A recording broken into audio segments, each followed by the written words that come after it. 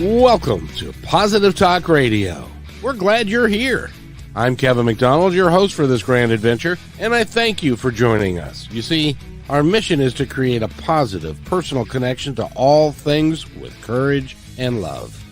We invite terrific guests, interesting topics, and great conversation, all in a fun, entertaining way. And we always manage to learn something, too. So I hope you will stay right where you are for this episode of Positive Talk Radio.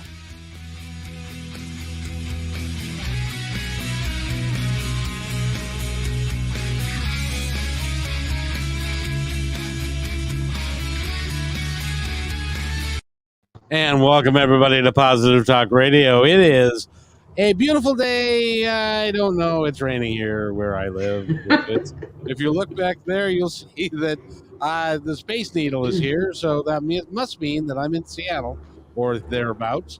And of course, it's been raining for like days, which it happens here. But I've got a great guest for you today. I've got a great show, and I'm looking forward to having a wonderful time. I had the opportunity of talking with her for about 15 minutes last week or so, and she is just a delightful human being.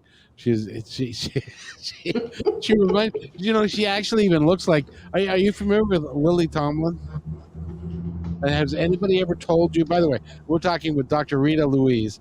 Has anybody ever told you that you kind of look like Lily Tomlin? Yeah, Lily Tomlin or Cher. I used to have like really big hair, so that was the other one. And actually, there was a picture that I saw on like Facebook or something, and I'm like, well, how did this person get a picture of me? And it was really old, and I'm like, because I recognized the suit, and I'm kind of looking at it, and I realized it was Lily Tomlin. Oh, like, oops. Well, there are worse. See, I have somebody who I have been compared to a lot, and I would rather be compared to Lily Tomlin than to Wilford Brimley.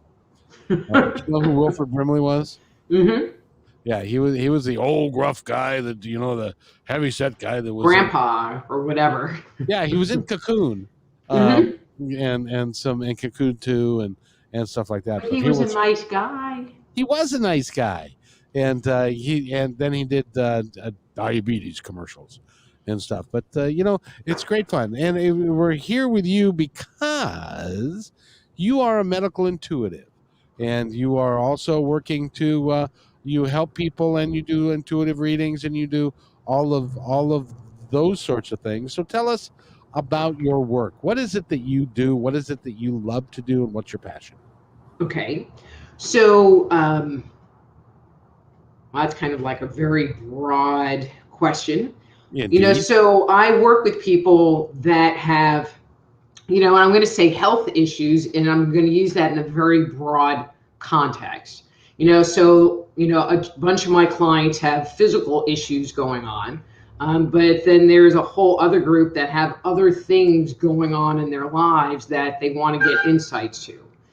So there's doing the health related stuff, and then there's just doing straight intuitive work. You have an interview coming up. How do you think that's going to go? Not that I predict the future, but I can give them some insights into the person that's going to be interviewing them, or how fast the company is looking to fill the position, and, not necessarily whether they're going to get it or not, but give them some guidance on how they need to approach it, as an example. Well, and see, that's where, and I'm glad that you said that, because a lot of, okay, let me back up. Not a lot of, but there are some that out there that profess that they can tell your future.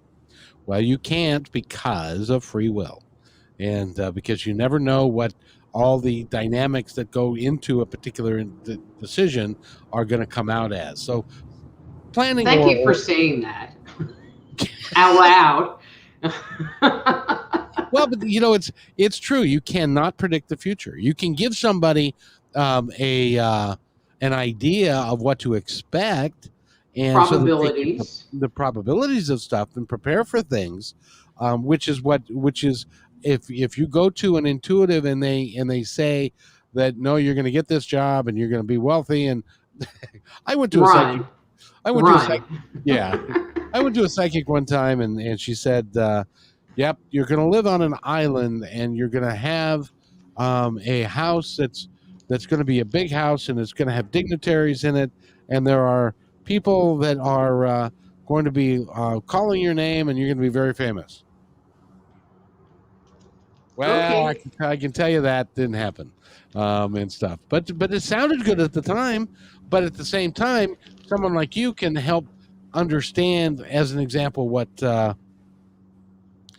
company is like, what the culture is like, what the people that they're going to interview are like, and that sort of thing. So Mhm. that's good.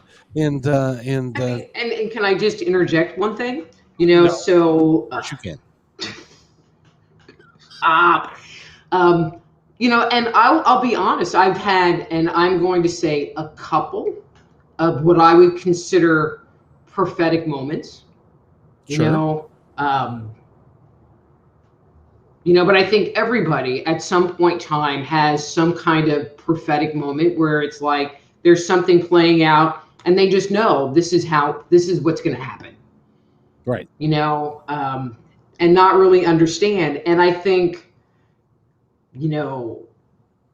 it's not something that you can just sit there and go, oh, well, I have a new client sitting in front of me, so I'm going to have all of these prophetic moments. I think they are very isolated and, not something that you can just decide you're going to have one. Correct. And a lot of times they come via a download. Now, I'm sure that when we talk about the concept of downloads, you know exactly what I'm talking about, right? Mm-hmm. And Mm-hmm. I know that you've had them in your life that will tell you a download from your guides on the other side and the people that are looking out after you that will give you, a warning or a thought or a new direction or a way that you should go that you hadn't thought of before, and that just kind of appears to you. Does that happen to you?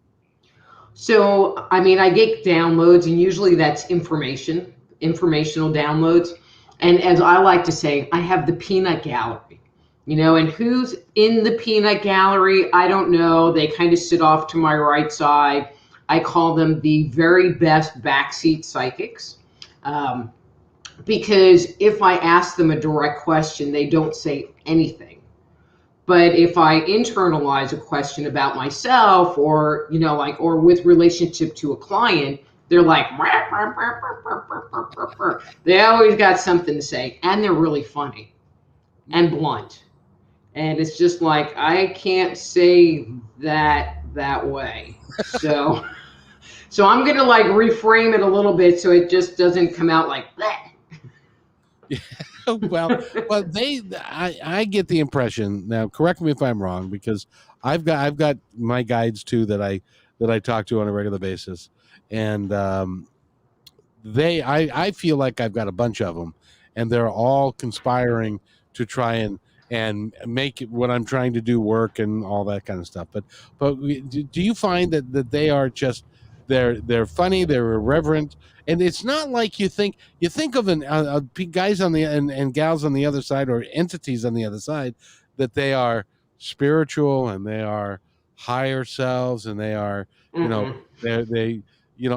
think they're as down to earth as we are, and they understand what we're going through, and so they're like they don't take fools lightly, and they have no time for foolishness. But I think that, they communicate in a way that you can hear, so if you tend to be funny or straightforward, they'll communicate in that way. So can I just tell a quick story because it'll make you laugh? Of course you can. So my late husband was a larger man, and he was telling me, how when he was in high school or whatever, that he was a lifeguard. And so, of course, the peanut gallery has to come back with, and they put this image in my head of a buoy. Ding, ding, ding. And now I am laughing my ass off, but I didn't really feel it was appropriate to say it out loud, but I couldn't contain my laughter because it was so funny. So finally he worked it out of me, and I'm like, well, they said, well, now you're more like a buoy. And so then he started going ding, ding, ding. So yeah, they're totally irreverent, and will just tell you stuff. And then you get two people that have funny guys, and they get together, and now they're freaking cracking jokes and.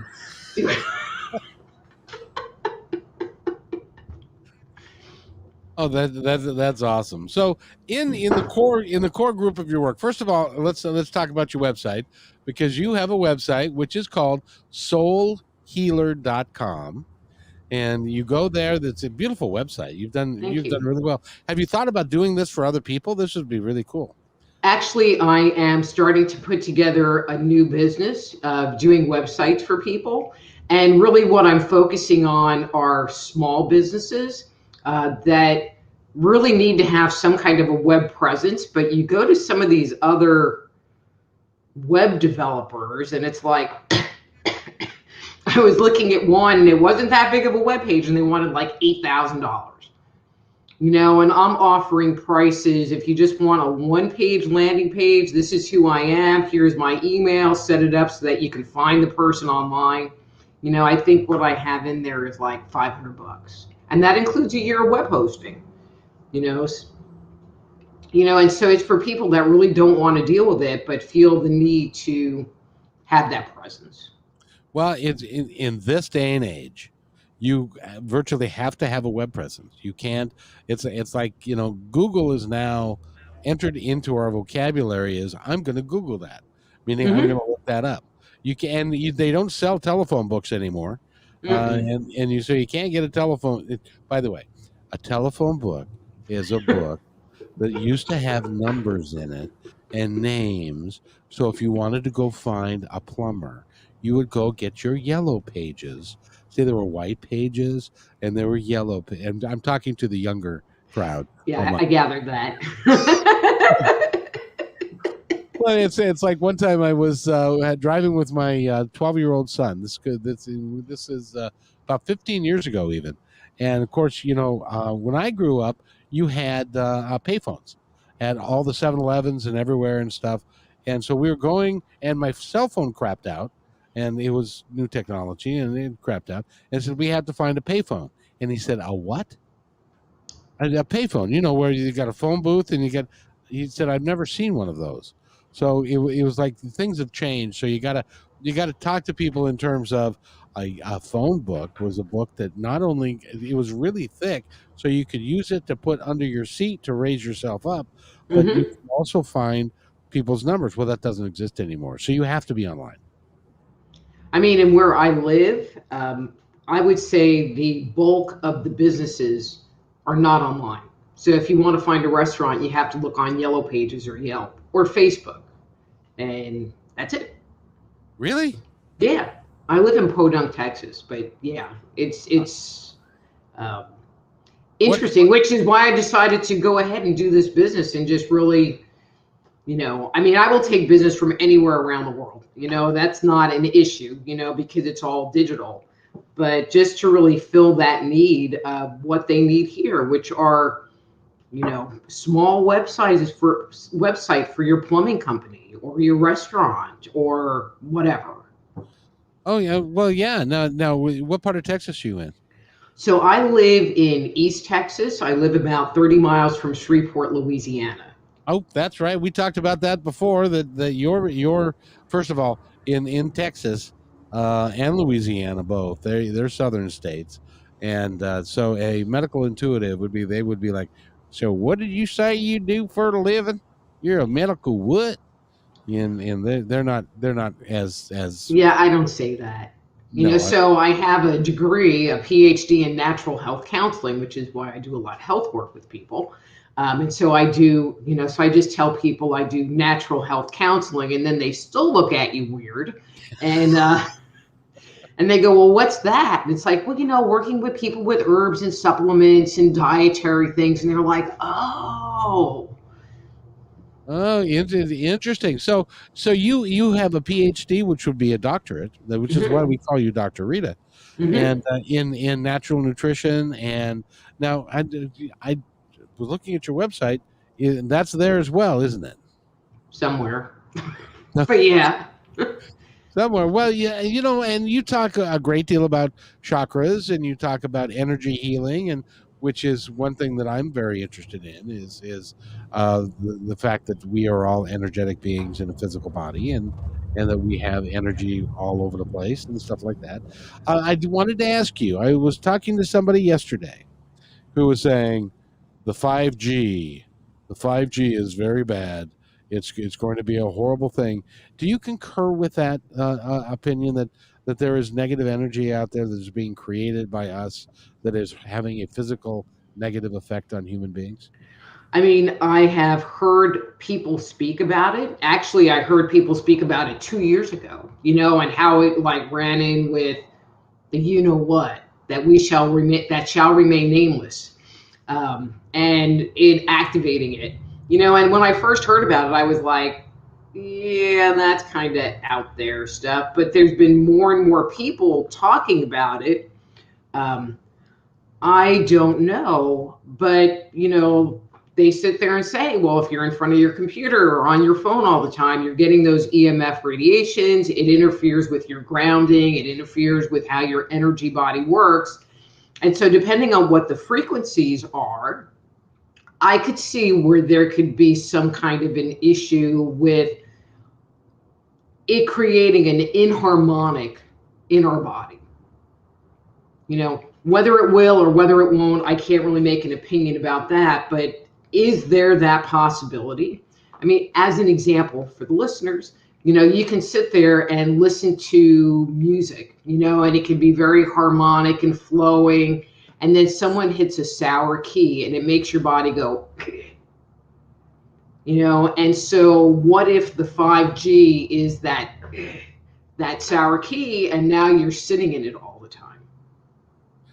I guess we're just going to have to wait and see how it affects your practice and the people that start to come to you if you've got folks to come to you with energetic issues, and I know you do, but if that goes up and that kind of thing. So well, and it's something to just kind of have in the back of your mind, because people come to me with all kinds of weird stuff. Sometimes it's normal stuff, sometimes it's like really weird stuff, even for me.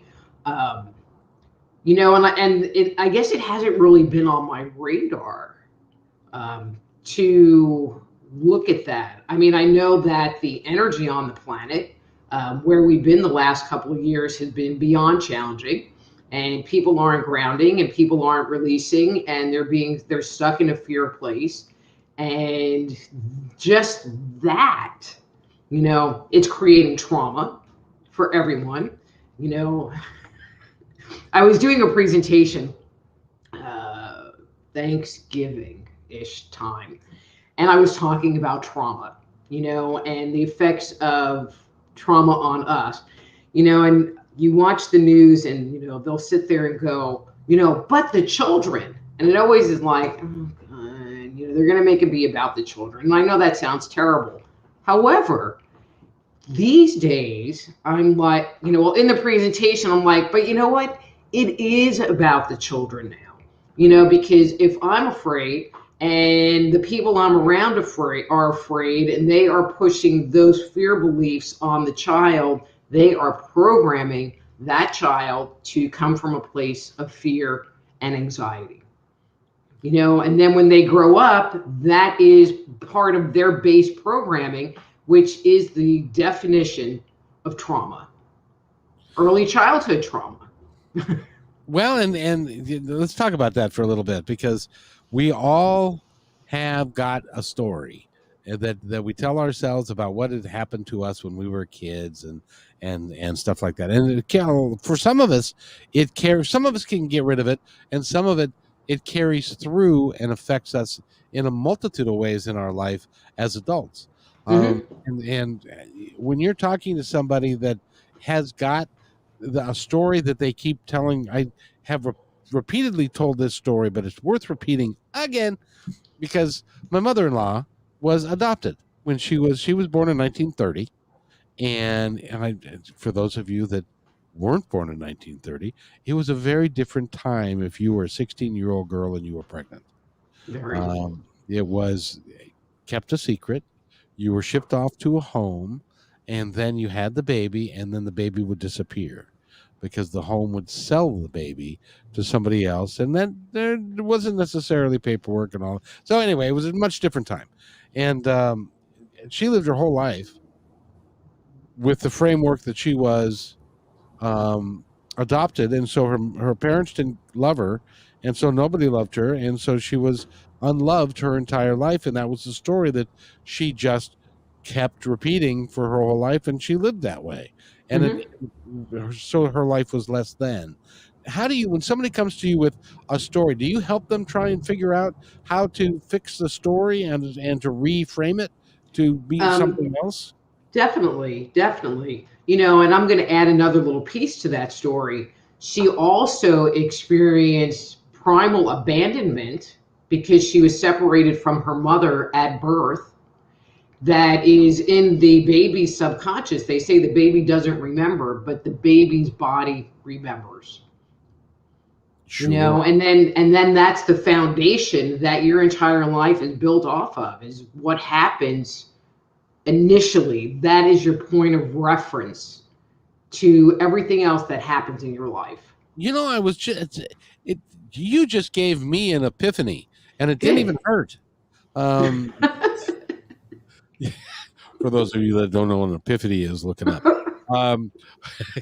But because that baby for 9 months was used to a particular heartbeat, particular and a voice and manner and all of that, and then when they are taken away from the mother, which is why when I'll never forget this, when my children were born, I was in the room, and of course they brought the baby up, and the baby to my wife's chest so that they could lie on her chest, and because it comforted them, because they were used to that heartbeat, they were used to that energy that was around them. So you're ripping away a baby from the parent, and so they lose their reference point for a whole bunch of stuff, don't they? Even as an infant. That was the epiphany. That's amazing. That I never thought of that before. And because there is no conscious recollection of that initial big trauma that baby is experiencing now, because it's not even like the baby got to lay on the mother's chest for a while. I'm sure back in those days, they took the baby, they put it in the thing, and it was gone. Right. So there wasn't ever even like 5 minutes of bonding that happens. It's like, that baby is traumatized. And because there's no recollection, how do you sit there and bring that to the surface and really heal it? I mean, it really takes a different kind of healing because it's very somatic. It's very much in the body because there's no memory. There's no, you can't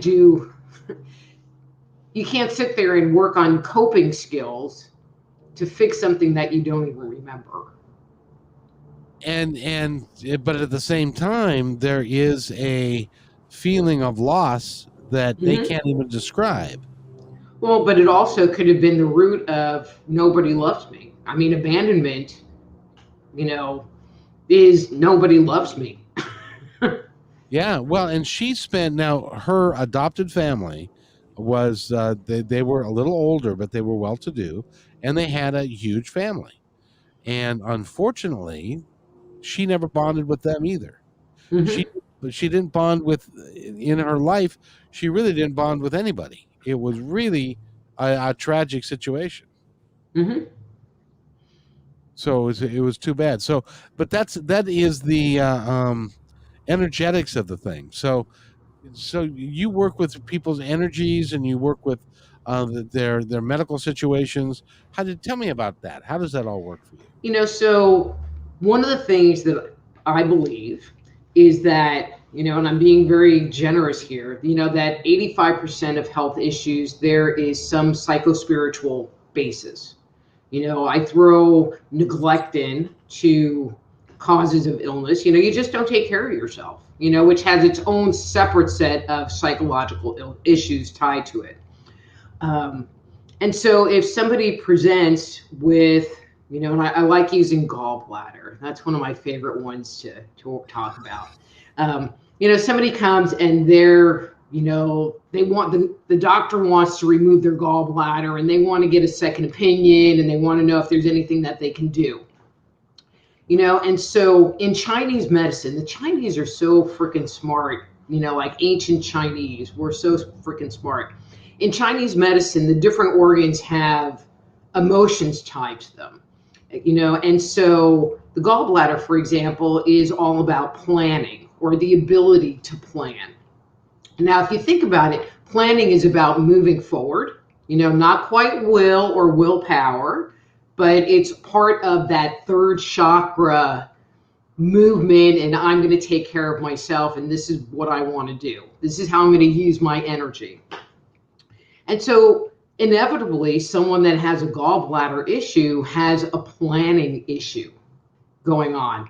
Either they plan too much, like they're over planners, they plan everything in advance. And many times it's like they plan it, but then the thing they want to do gets sidetracked. They're planning on going out with their girlfriend to the movies, but now the baby's sick, so they can't go out. So that's one aspect, but there's two sides to everything. So the other aspect, which I thought was interesting, is that there are some people that just can't plan. I mean, they just can't. And those are the ones that are interesting because it's not that they tried to plan and they were somehow traumatized, because you can see that too. You're with an abusive partner and they just kind of squash everything you try to plan, and so I could see that. But there are people that never learned the skill of planning. And it's those people that I'll sit there and go, so I'll bet there's gallbladder disease in your family. And it's like, yeah, my mom had her gallbladder taken out and my uncle had his gallbladder taken out and my sister had her gallbladder taken out, because it is, there's a certain level of programming that happens. And the different organs of the body are programmed different. What, by the way, what does a gallbladder do? I have no idea. So the liver and gallbladder work together. Okay, and so the liver, one, detoxes the body of stuff, smog, chemicals, the McDonald's you ate for lunch. And then the gallbladder, but it also produces something called bile, which is bile. And what bile does is it helps to break down fats in the body. And so what the gallbladder does is kind of like a sac. It's kind of like the bladder. I guess that's why they call it the gallbladder. And it just holds it. So if you eat something fatty, so you decide to go get some, fried chicken, it releases this bile and it helps digest the fats in the digestive tract. And so, yeah, that's what it does. Interesting. So you mentioned fried chicken. I bet you get some great fried chicken down where you live. So where I live, there are, and I might misquote this number, but I mean, there's only like 25,000 people that live in the city. So I'll just start with that number. But we have like 7 fried chicken places, but we're getting not a church, a Chick-fil-A. They're going to be opening up real soon. And I'm like, ooh, I don't like Chick-fil-A. But we're getting a Chick-fil-A, and we have 14 donut places. 14. And I don't even know how many liquor stores. So those are like the top 3 in this town. Chicken. Yeah, it is. It is amazing what the American diet has done to us. That we really are a pretty unhealthy group of folks. When you look at the fast food restaurants and the fried chicken places and that kind of stuff, because it's a lot of fat. A lot of fat gets involved, and a lot of sugar. Whether it's bread or whatever.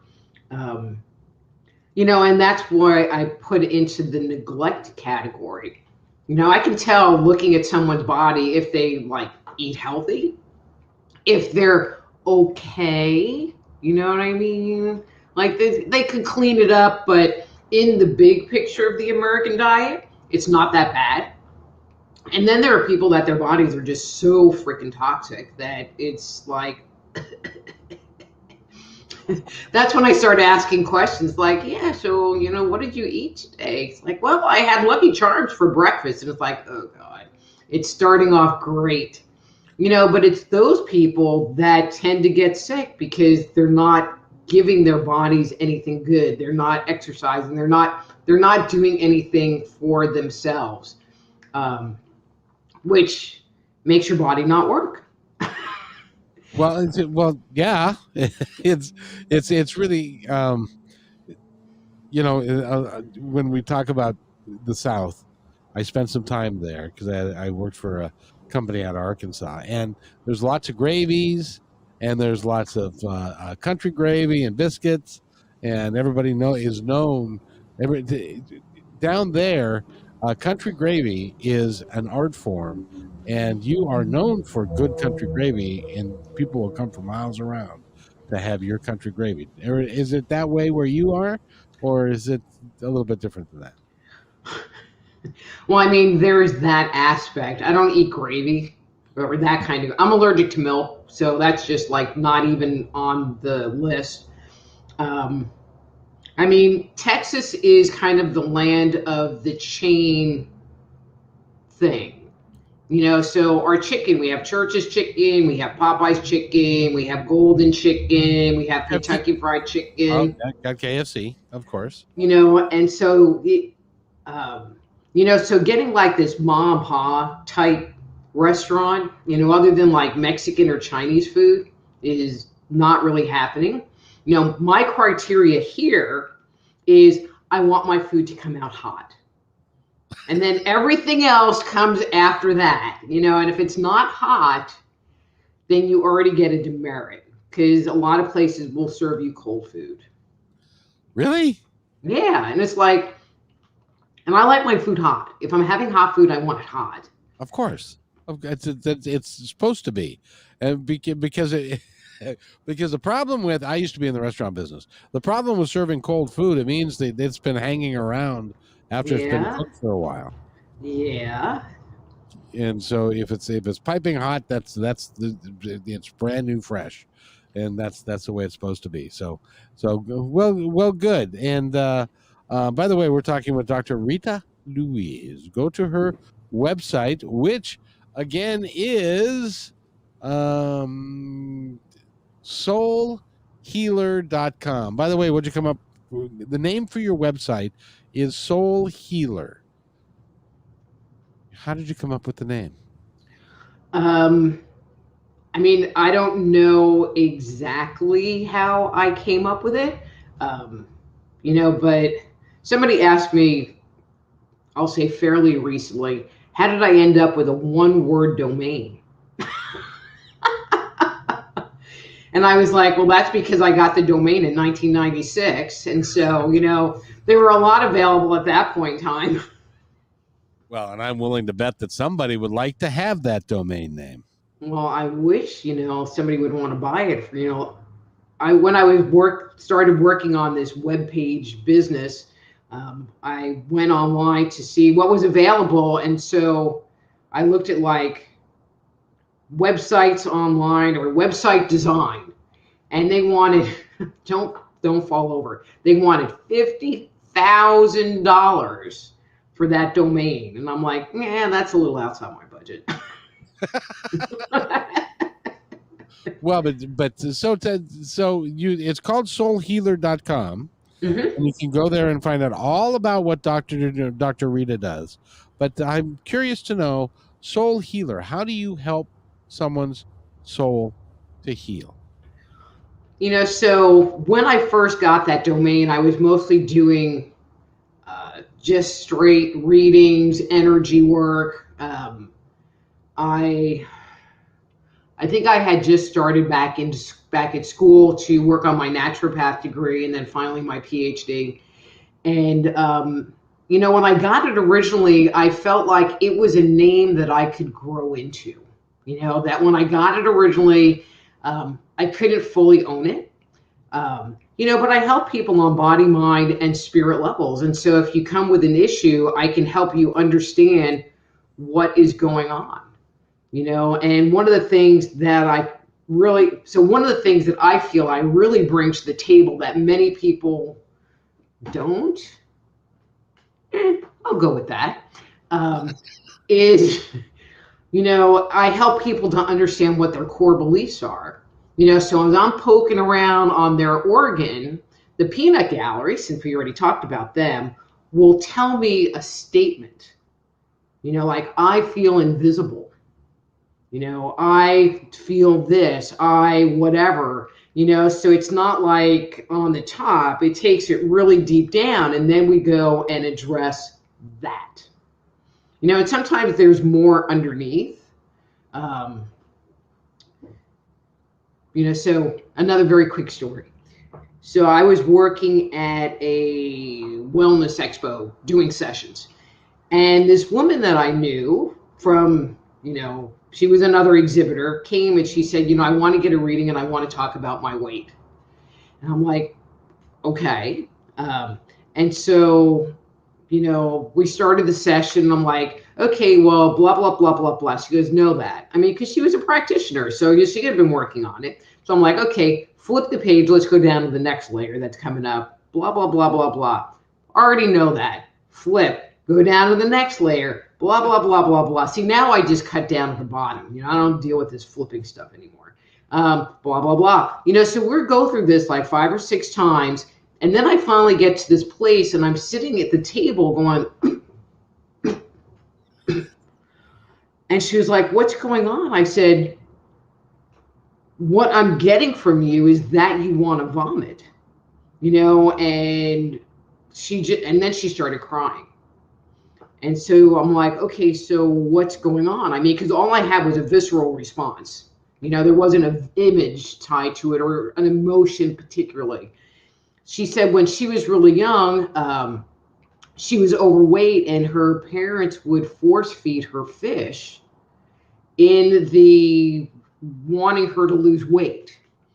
And then I just looked at her and then, like stuff just goes, and it's totally true because it just slides out.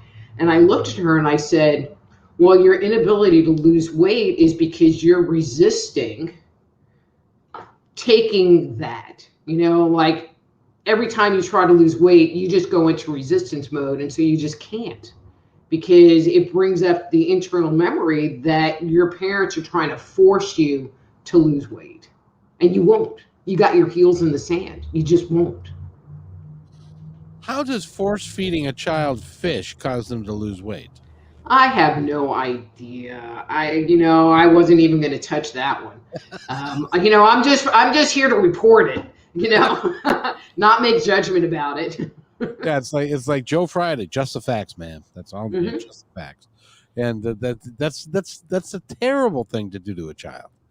Well, when you do this kind of work, in my opinion, in order to bring through the clearest material, is I have to take me and my judgments and my opinions and put them to the side and just allow what's going on with them to come through. There are some people that, they got stuff going on and I'm just like, okay, I would never do that.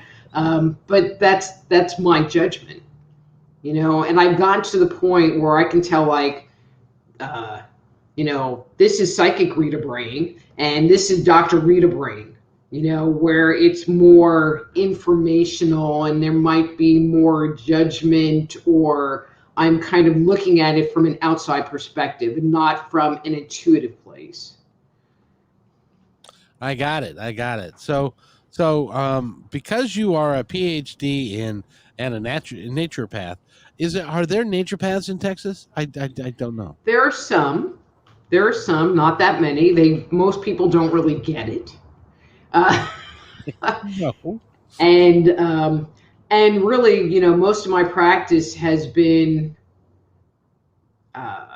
doing assessment work and healing work, and not doling out pills. I guess I never had the interest in having a practice where I was doing really functional medicine, where you would come to me once a month and we would put you on a protocol and we would adjust your supplements. It's like boring. I want to talk about the juice, and even though I do make those recommendations, and will make adjustments depending on what's going on with the person and whatever, I'm not saying I won't do that, but that's not really the focus. People really come to me for, and I'm going to say the diagnostic and the healing end of it, whatever that may be. So for a personal story, if I may. You may. Thank you. I have inflammation.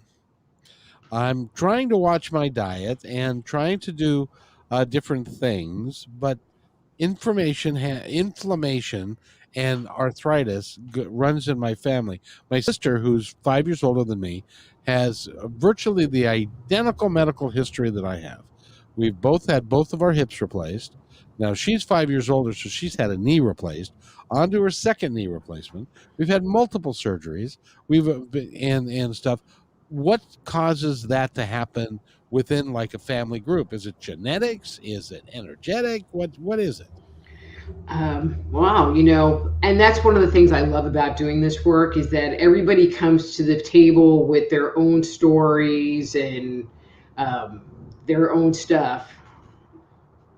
And I haven't really had anybody that has come that I can think of with arthritis, or it's not jumping into my brain. Usually inflammation is an indicator, and I'm kind of talking in a, Louise Hay kind of way, that there's something that you're irritated about, and there's irritation that is manifesting in your body. Another Louise Hay is if it's in joints, it usually has something to do with like moving forward, perhaps. Especially in the knees and hips area, because that's what propels you forward.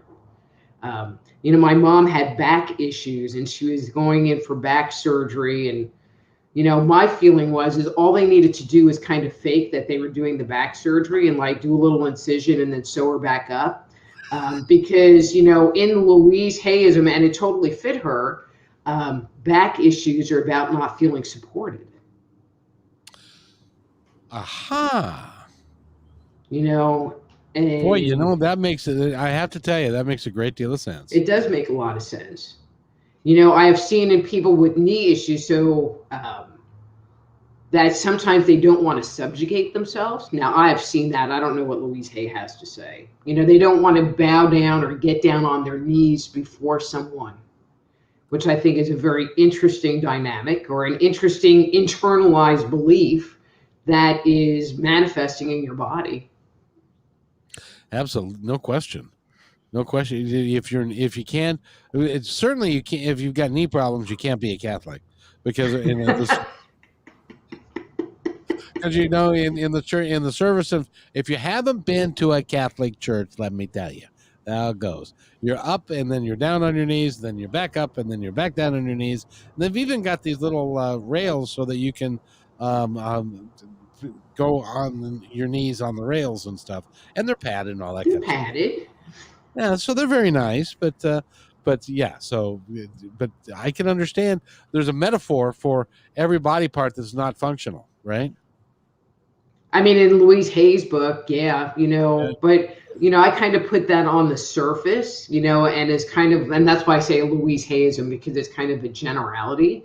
When I'm working with people, it sometimes gets extremely specific, that client's resistance to losing weight because she didn't want it forced on her. I mean, sometimes, so you could have two people with the same health concern and come up with two very different core beliefs, and my feeling is I can give you supplements, but so I don't know if this is too deep for your audience, but I'm just going to go here and you tell me if I need to back up and explain.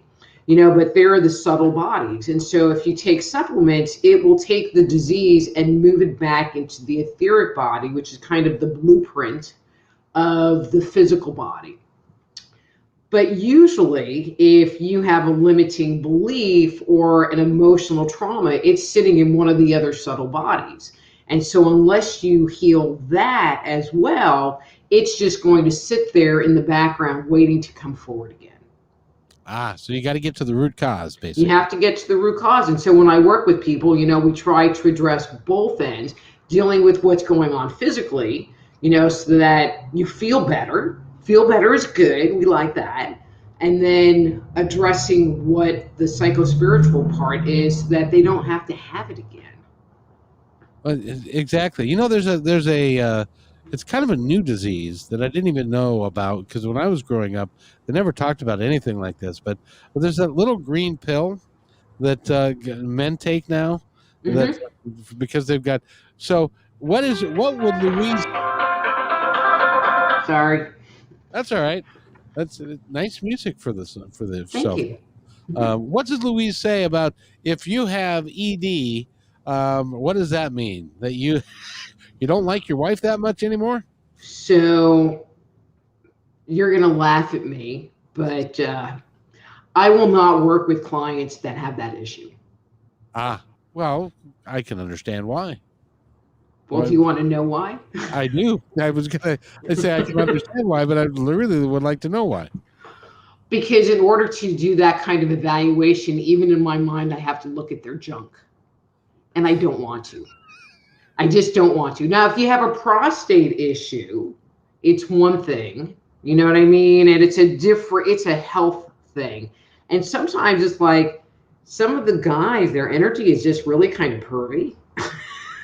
And so I just don't go there. It's like, no, you need to find somebody else that's willing to like put their energy and attention there. I've always admired a proctologist. Because I am going through medical school, I can't imagine somebody saying, "Yep, you know what? I'm gonna be a butt doctor. That's what I'm gonna do." But how does a proctologist end up being a proctologist? I have no idea. I don't know. Don't know.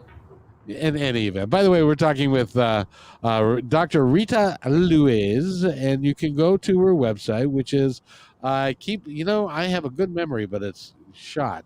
Soulhealer.com, and it's been great fun having you here. But I would like, before we go, I would like you to do a favor for me. Okay. I would like you to tell our audience anything that you would like them to know. I'll sit here and shut up.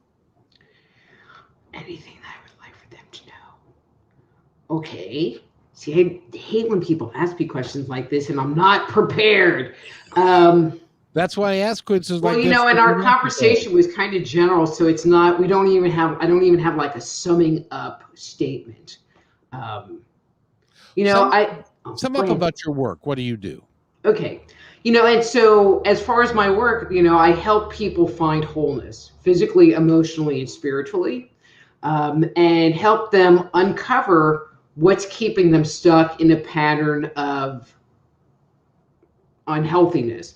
So whether that is you're trying to recover from trauma, or you find that like one of my books, which I'm sure we will talk about down the road, The Dysfunctional Dance, really talks about how people get into these dysfunctional relationships, but people that tend to get in dysfunctional relationships, there's a pattern. They're constantly getting into this, everybody they meet is toxic, and that they get involved with. It's like, well, why is that happening? And helping them kind of sort through what's going on in them that's keeping them from moving forward and living the happy life that they want. Or that they say that they want, but they keep on attracting the same guy in a different suit. Yeah, that's my thing. As I tell people, been there, done that, got the t-shirt, and wrote the book about it. Well, it's one of those things that just sometimes it just happens. It's like I've had the same issue with my podcasting career, because I keep attracting people who say yes, I want to do that, and then we start going, and then it always turns sideways. It's so sad, but and it's a pattern that I've got going on that I don't quite know how to fix. Well, maybe we need to talk offline. Hey, then there's a great idea. So if somebody wants to contact you, how do they do it? I mean, the best way is really to go to soulhealer.com and using the contact form. If you just send me an email, what I have noticed over the years is that they tend to end up in my junk box. Or if you just write like hi in the subject line, I have a very heavy delete finger. But if you use the contact form, it says, like message from this website, which means, oh, that's somebody that's trying to get a hold of me, that is like trying to get a hold of me, and it's not just some spam stuff. Exactly. So, and on that site, there literally are tons of articles. You can get my books, everything. Now, we haven't talked about your books. What next time, because we're coming to the end of our time today, but next time I would like to have you on again. Would you come on? Would you come back? I would love it. I really enjoyed this. Oh, good. I enjoy having you here, and you're a lot of fun. And so next time we'll talk about your books, and we'll try and sell one or two, if that would be all right. Yay. That would be fun. And so, but we've been talking with Dr. Rita Louise, and go to soulhealer.com and find out all about her, and then contact her, and she can help you with what's going on with you. She's really is a marvelous lady, and I hope you've enjoyed this conversation as much as I have. So any last words before we go? No. Or as I would say on my show, it's like, be blessed. Oh, very good. Well, I got an ending. I got an actual, so I'm gonna do this, and I'll be right back. So stay tuned.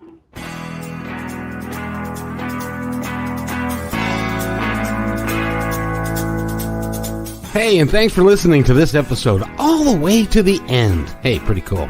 Hey, don't forget to follow us so you can receive regular updates and new posts. And remember, take care of each other, because each other's all we've got.